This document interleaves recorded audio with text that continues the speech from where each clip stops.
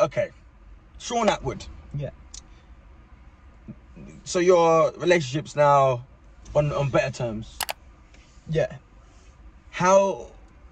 Because okay, just from I can only say from my perspective and people that are around me, and you know, you look at comments, but what are comments? But your honest opinion then, as an outsider looking in onto that situation between me and Shaun and everything else, what's your honest opinion on that? So, but do you know why I'm confused by it? It's because I'm confused by Shaun Attwood. He confuses me. Why? Because he gives me. I like Shaun Attwood. Yeah. I like Shaun Attwood. But this it was the Cali situation, which I just can't really get over that fully. I just don't get it. Yeah, I don't know what you're saying. And it's deep in me, and then there's just so much different speculation about his charges and did this happen, did that happen, his sexuality, his numbers on his subscription fake, and all these things, so it confuses me. Yeah, well, let me try and clear it up for you. Is he gay? No. Has he got a little fetish with cross-dressing and stuff like that? Yeah. Like Alex Reid and other people. Yeah. He's got that little thing going on. You know, it is what it is. It's funny, when I think of cross-dressing, I think of Alex Reid as well. There you go, straight away. So, you know, he's got that little thing going on. You've got to think where Shaun's came from as well. I didn't know much about him until I've got to speak to him a little bit more. But the bottom line is, he's been a well-educated kid from Widnes. He's bumped into a circle of friends. He's fucked off to America as a trader. Whilst he's over there, he started experimenting with ecstasy. And there you go. And years ago, ecstasy was all about love and peace and party. And that's what Shaun is. You know, you got to think, he's gone through the American prison system. He's gone through a load of mad shit. He's come out the other side. He's been in this podcasting game for 13 years. Before anyone even looked at podcasting as a way of earning a revenue. He's very good. This intelligent, clever businessman, seeing what was going on and went boom, right on it. And he's been at the top of the game. It doesn't matter that he's only got 600,000 subscriptions and all this. That's a lot. At the end of the day, the amount of talks in schools, the amount of awareness he's raised to the youth, the amount of good, strong, positive energy he's put out there, you can't knock him. No, you can't. You can't question it. The only thing that's happened now is, and I was a part of the troll towards him. I was part of that steam train trying to discredit him. And it was all down to do with the knobhead from Scotland, mate. The dickhead in Glasgow. I'm the #1 podcaster, I'm the king. No, you're not.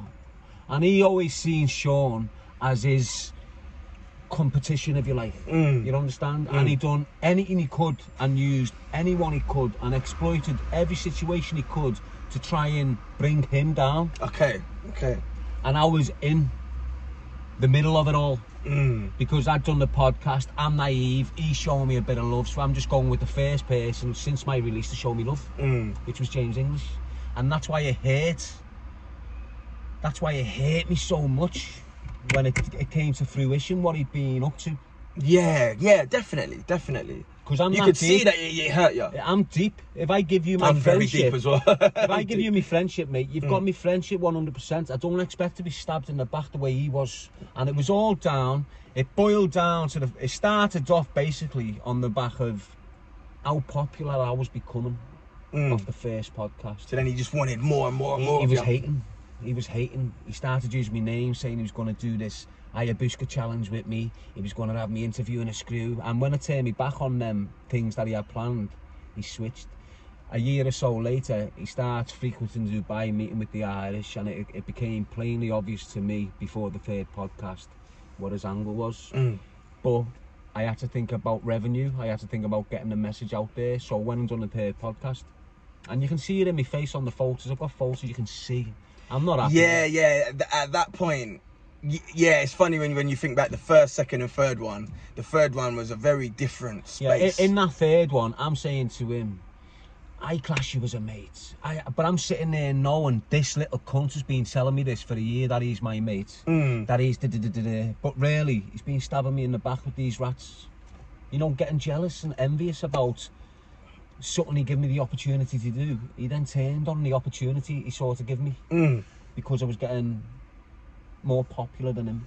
And then it must just be confusing as well, because again, the YouTube world is so fake. Oh, listen, it's so and someone as real as you is thinking, well, the life you've led, you're probably knowing that everyone's not real, but this YouTube world, they're good at hiding it because they're not criminals. Or do you know what I'm saying? Listen, I can see. I don't need to name no one, but you can see people giving an interview like this, man to man. They're all fresh out the shower. You know, they just had a shower before they come on the live. I'm not fresh out the shower. I'm out the gym for an hour. I'm sitting here stinking of sweat to get on it. This is how it is. It's real. But these people, they'll get their hair done, they'll get a spray tan done, get their teeth washed, and then do the interview. And then they'll go back to Sunday morning, hair all over the place, smoking bifters, drinking a bottle of ale from the night before, smashing the shovel. You know, just all the shit. And that's that. It's just so fake. It's unbelievable. And to find reality and real people within this area of fucking poison, it's mad. It's so hard. And when you do, when a little gem of reality pops up, the shit start pissing on it. It's just, I just find it kind of nearly made me stop podcasting. Oh, lads, because it's getting destroyed. No, it really is. It's getting destroyed. When I first got out and I'm watching these podcasts, I'm thinking, wow, he's had some stuff. Wow, fucking hell, he's a mad story. Him, wow, she's boss. But then all of a sudden you're going, hold on, you can't really believe him.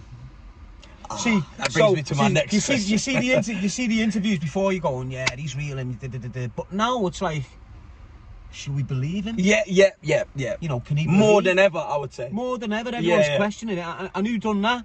The fucking rats, by giving platforms to dickheads idiots, that didn't deserve the platforms.